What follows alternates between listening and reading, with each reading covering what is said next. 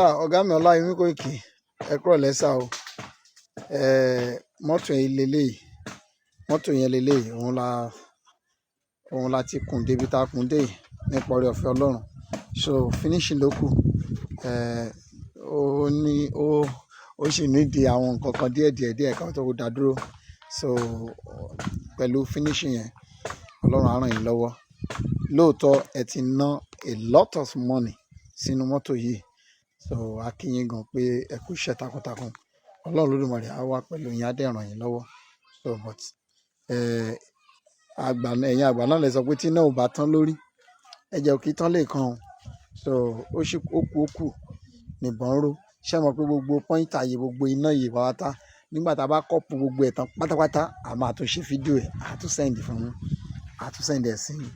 So nípa oore ọ̀fẹ́ Ọlọ́run òun lélẹ́yìí.